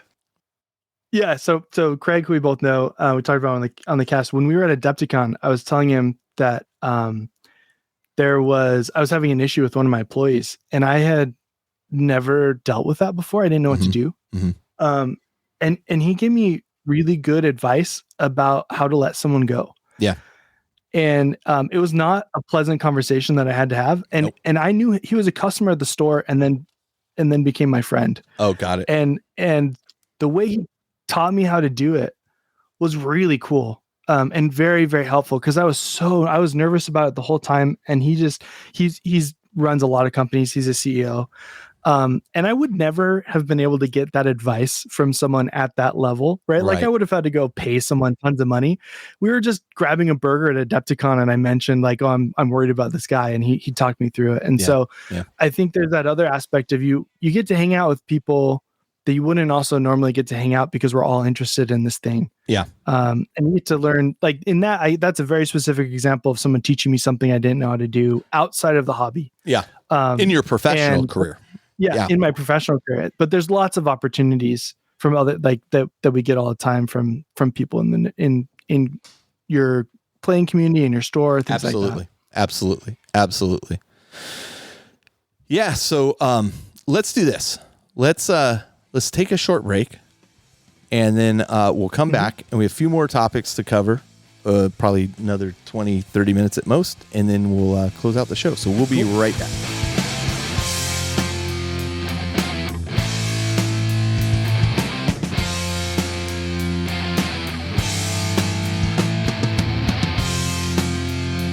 All right, and we're back. We're going to close out kind of this whole topic with just a few other bullet points I want to share here. The first is, like, balancing Warhammer 40K with your personal and professional life. So anything, I always say everything in moderation, right? And as I sit in a room with thousands of miniatures and games, and who am I to be dispensing any of this wisdom? What I'll say is, I don't know. I mean, you have to maintain a balance to all things in life. And for me, and this will branch out into a little bit of the more personal stuff, honestly. But for me, work life for a long time was kind of something I hung my hat on, right? Oh, I work this many hours in a week. And it was like a typical American, I bragged about how much I worked. Mm-hmm. Especially this last kind of encounter that I had when I left my job initially. I was a vice president at the company for IT. It was incredibly stressful. It didn't need to be that stressful. There were some factors there that made it too stressful. My work-life balance was out of whack. I canceled the podcast, as many people realize. I closed the podcast because I was like, this new job has me very busy. I need to focus on it, blah, blah, blah.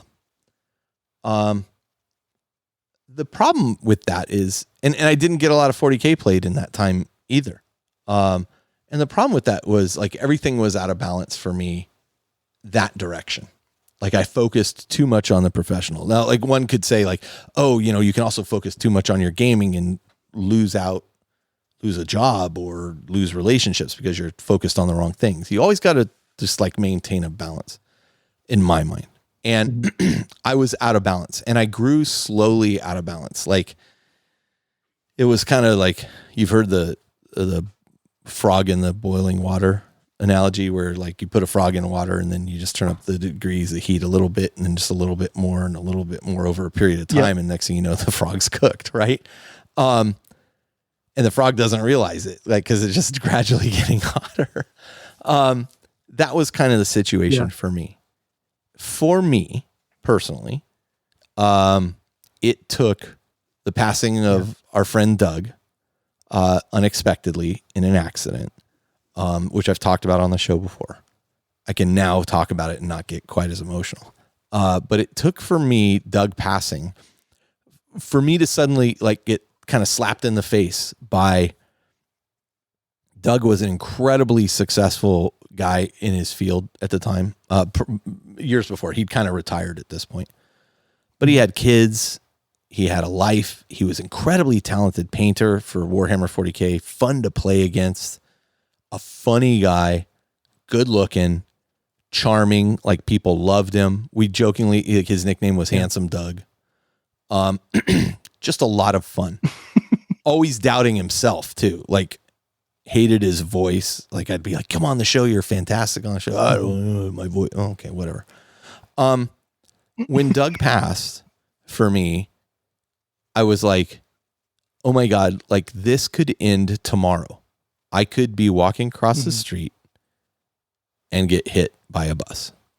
And what would I, like, if that ended, is this how I would have wanted to spend my time here? And I've often said, time is the only resource I can't get back. And I would use that as a reason for why I would sometimes commission paint, have armies commission painted for me. Yeah. Right? Like, I can't get time back, but I can earn more money. And at the time, I was earning good money, and, but my time was all out of whack. And so when Doug passed, I kind of reset myself. Like, it was like a record scratch, like, like, wait a minute, what am I doing? Like, I'm not happy. I'm frustrated. My boss is frustrated with me. We've worked together for 13 years. She's frustrated with me, whether that was justified or not. Probably some, probably not some. I was frustrated with her. I was stressed out at work all the time. Is this how I want things to end? Nobody gets to the end of their life and is like, boy, I wish I worked more, Right. And I thought, I'm not spending enough time with Shell. I'm not spending enough time on my family. I'm not spending enough time on the things that make me happy. Podcasting, playing Warhammer, hanging out with friends, playing board games, traveling, all of that had taken such a back seat to this thing for effectively money. And it's easy to say in a position when you have money, like, oh, it's so, it's really true. I mean, when they say money can't buy you happiness, it's true. However, being poor can sure hurt, like, there has to be a happy medium. For me, this new role that I've taken on is like, hey, we wrote this for you. I came in. Yeah, this is great. This is what I'm going to do. I'm going to do a job. I'm going to do a good job. And then I'm going to go home. Now, I mean, that lasted about a day because it was the guy, long story short, the guy I was supposed to work for then left, went to another company. I now report to a different friend. And he's like, this other guy's whole organization now reports to this guy as well. So he's doubled the size of his organization. He's like, I really need help managing it. Would you manage these teams? And I'm like, that's not what I was hired to do.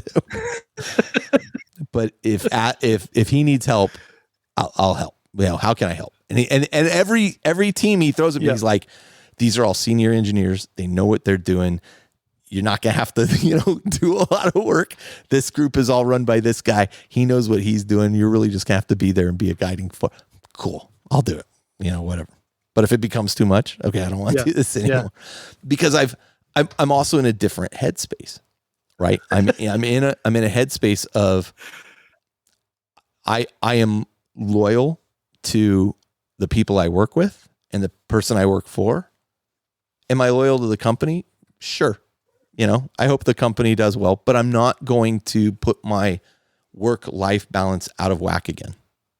Like, and if somebody feels, quite frankly, if somebody feels like, oh, well, you're not doing a good job. Well, what do you want to do about that? I can leave. That's fine. Because I know I'm capable of doing a good job, and I know I'm doing a good job. So my whole point in telling this story, it wasn't meant to be funny, but like my whole point in telling this story is it took a serious like jolt to my system for me to go, I'm out of balance. I need to balance not just my professional work life. I need to cut back on that a bit. And sure, I'm not going to make as much money, but honestly, I don't need to make that much money. Like, that's ridiculous. It's nice to, and people will always say, oh, I would do whatever for X amount of money. Sure. Okay. I promise you at a certain point that doesn't make you happy. What makes me happy is spending time with my friends, doing this podcast, getting to talk to people and engage with people, playing games, traveling with my wife, spending time with my family. Those are the real valuable things. And I know I sound like I'm on a soapbox. I'm kind of preaching, but this point is really about balancing your life. We have friends that I can name at least two right off the top, and I'm not going to, that their life is out of balance. Like it's out of balance in one way or the other. If you look at those three things, work, hobby or enjoyment time, family, like all of those things have to constantly be juggled, which is why retirement must be great, because you cut one out and you're just like, I just got to focus on these two things. But they have to be in balance. And if they're not, I think you and the people around you are going to notice it and not be happy. So I would just say, assess yourself on a regular basis and say, am I happy with where I'm spending my time? Mm-hmm. And if things are causing you frustration, time is the only thing you will never get back. And so focus on enjoying the time you have here, and maybe even evaluating like what is my enjoying that time look like. Like it doesn't have to be travel and expensive things if that's not in your budget, but make sure you're in balance. I guess that's the only thing I have to say. And I know that was a long-winded speech to get there, and people probably tuned me out by now and hung up, but but I think for me that was important to share. I agree, and I think and I agree. I had right before, like 2 weeks before I was laid off, the week before Adepticon, actually, my uncle, who was more like a grandpa, passed away. Yeah. And that sort of, and I was burnt out at my job as well. Yeah, and that I remember. led me to change some things. And when they gave me the opportunity, I was voluntold to leave. Yeah. Leave or we'll fire you. And because to be clear, it wasn't like, okay, fine. To be clear, it wasn't performance related. It was the company was doing a sort of layoff at this point. We're going to reduce our reduction in force. It was this. Yeah, Silicon Valley layoffs. Is the precursor to the actual layoff after nearly a decade. Yeah. We'll give you 6 weeks or 6 months. Okay, fine. And we had already adjusted a little bit. We moved up into the mountains out of Silicon Valley because we wanted to raise our kids up here. And so I had been moving away a little bit here. Wanted more nature in life, and a bit from the need to get my self-worth from work. Yep. And to be an aspect of my personality rather than the entire personality. And hobby has helped so much that I find a lot of meaning in other ways. Yeah. And I'm really grateful for it, and grateful for the time, grateful for, and I think that balance makes you better in all of the aspects. It makes me better in my personal relationships. It makes me better at work. It makes me better in the hobby when the things are balanced, and makes me have a more enjoyable, more nuanced and life. Yeah. it's interesting that you and I have come to kind of the same place from two different experiences, but similar, but and I think we're honestly, you're significantly younger than I am. And I wish I had come to this conclusion 10 years ago. Right. I mean, I was in a different place 10 years ago too, but again, as I get older, life's short. If you're young, if you're in your 20s right now, your early 20s, mid 20s, I promise you it's going to go very fast. You always hear, here's the old man preaching, right? But the only one older than me in the group is Adon. And so, I can't really, but I mean, the reality is I look and I still think I'm 20 something years old. I act like a kid. Doug's wife used to say he has Peter Pan syndrome. They got an argument one time and she's like, well, you got to stop acting like Peter Pan. I was like, oh my God, she's got your number. That's so good. Fortunately, my wife helps support that. So, anyway, I think it's important too, to make sure that the game continues to be like a positive influence in your life. And you got to make sure it doesn't overshadow other aspects of your life as well. It's not the most important thing. But again, I'll go back to everything in moderation and everything in balance. If in many cases, you have, I can't tell you how many times we've heard the story of oh, my girlfriend doesn't support my hobby and gets mad when I go do other things. And 9 times out of 10, I'm like, does your girlfriend have any hobbies herself? No, she needs to get some hobbies. She needs to have some friends or hobbies. Yep. You can't formulate your relationship around the other person. You have to have a whole person. Yeah. I just celebrated 24 years of marriage to my wife. We met 25 years ago. We were married less than a year after meeting. And we've been married for 24 years and we have such a great relationship. And part of that is because we both came to this relationship fully formed people who were confident in ourselves. And Shell would tell you she wasn't, but she was. And she had her own thing going on. And so it was we weren't dependent upon each other, but now we are most certainly dependent upon each other, but in a very healthy way. So, you got to make sure that, I don't know where I'm going with this either. I'm just going to stop preaching. I think I'm sounding too preachy at this point. Let's move on to, ways to involve family members in the hobby. Because recently with Shell, she's gotten super involved in this. I'm blown away by how much she's enjoying it and enjoying the painting. And we've been able to sit next to each other and paint and talk and stuff while we're doing it. And I tell you, I'm living the dream. I'd love to tell you how it happened. I don't know. Yeah. I don't know. What about Jade? Jade plays games and stuff. How did you did she do that before you guys met, or how did you drag her into this? How did you drag her into letting you own a game store?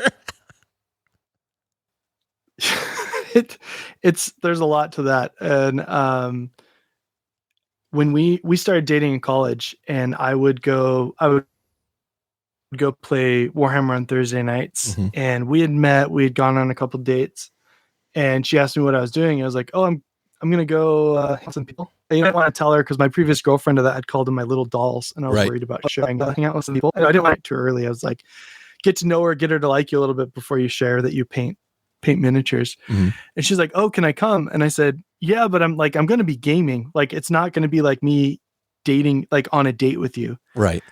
And I'm not going to be paying attention to you. Awesome. She had a nerdy side. She read a lot of manga. Sorry, I call it manga just to annoy her, but it's manga. Yeah. She read a lot of manga. She knew Pokemon, so she had a nerdy side, and she fit in really well. She talked well to the other people. She was respectful of me gaming. It wasn't about her. She was just there. Yeah. And then she started coming every Thursday night, and then we started playing games together. And then when we had kids, we started involving the kids in it. And it's become a family pastime. and she's painted a couple models. She likes, she's better than me at every game she plays. So I haven't really wanted to introduce her to 40K yet. Yeah. I don't want to get my butt handed to me. Yeah. But we've played a couple skirmish games. She's painted, she's enjoyed it, and she's just very much like, she sees the difference in me. So it wasn't, when I'm yeah, engaged. Yeah, it wasn't. You didn't have to really convince her all that hard. It was, you found somebody that kind of shared. You had a tangentially shared interest, and it kind of blossomed. Yeah, and I think to get on my soapbox, like when you love someone and you see something that's making them happy and making them better, it's hard not to be supportive of it. You know, I'm talking about balance. Like there are times when my balance has gotten out of whack and I've spent too much time in the hobby or, you know, things like that. And we've had to have honest conversations about the store, right? Taking tons of time, especially when we first launched. We had to have really honest and open conversations about it and the future of the store and how it would look and what it would look like for us. But just my gaming in general and setting expectations, like Thursday night is game night. And then, you know, one Saturday a month, I get to do something gaming related. Right. And then it's family time. And with 3 kids, you know, that's a lot of family time and focus. And so, yeah. And so I think being open and honest, communicating, and shifting as well. Like my son is doing soccer and I'm probably going to coach him this fall. And so I'm going to need to take a step back from Saturday gaming and stuff, right? Cause it's going to be coaching soccer games, but I'm never going to get to go back and coach my kid in soccer. There's going to be more 40K games in the future. Correct. And so I think, being open, transparent and supportive. And then I am militantly supportive of her doing hobbies. I like, she does watercolor. And so I schedule the classes for her to do watercolor. I buy her the things for crit. Like I want her to be involved in those hobbies. Like you were saying before, I want her to have something that brings joy, that's completely independent, that she gets that expressive outlet. And it's really cool to see her do it as well. And so I think, I've really had to push her into that as well. Cause she wasn't really raised with, your own time, right? Like you get to have these things. And you get your own time, right? Like you get to have this raised with hobbies. My dad's avid hobbyist and stuff. So yeah. I mean, I don't know if there's more to say about that. I think that kind of sums it up pretty well. I would just say, you know, really take a look at your work life, hobby balance, family, you know, time, and find out what's important to you and then go at it full force. Right. So.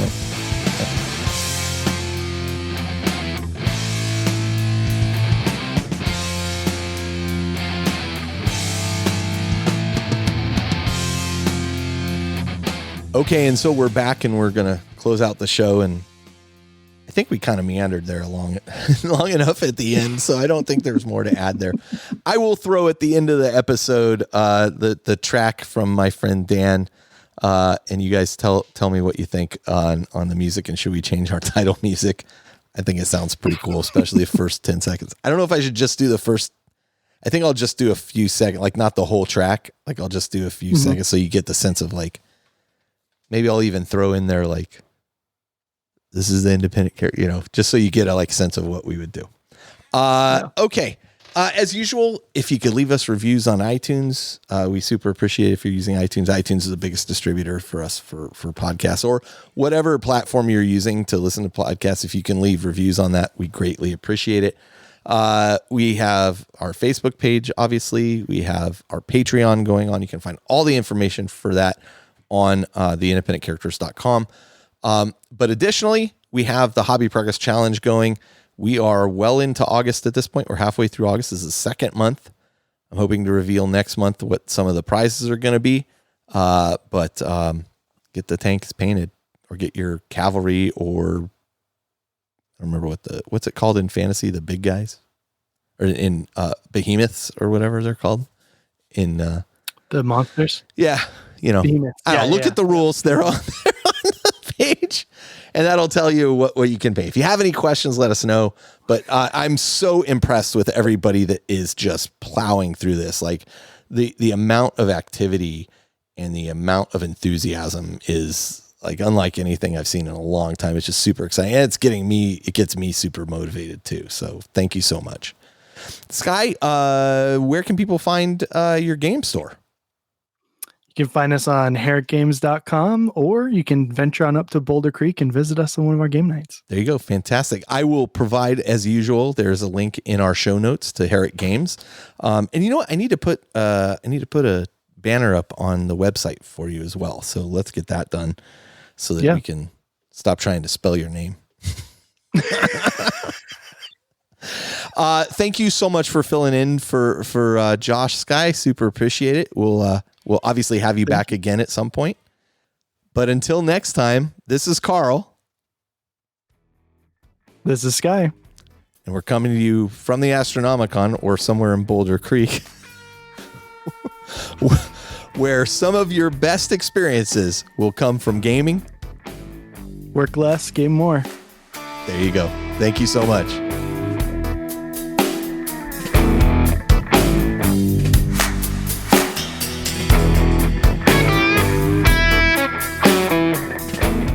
This episode of The Independent Characters is protected by the Creative Commons license. If you have further questions as to its use, you can find information on the front page at theindependentcharacters.com.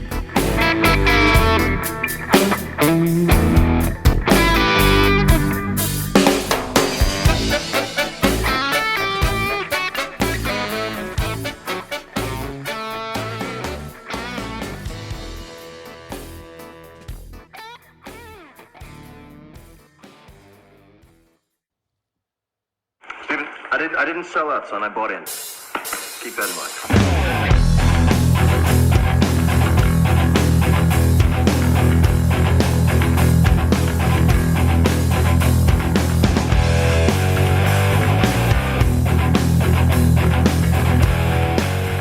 Welcome to the Independent Characters, episode 243. This is Carl, and that's a taste of what the corporate citizen soundtrack might sound like at the beginning of our episode.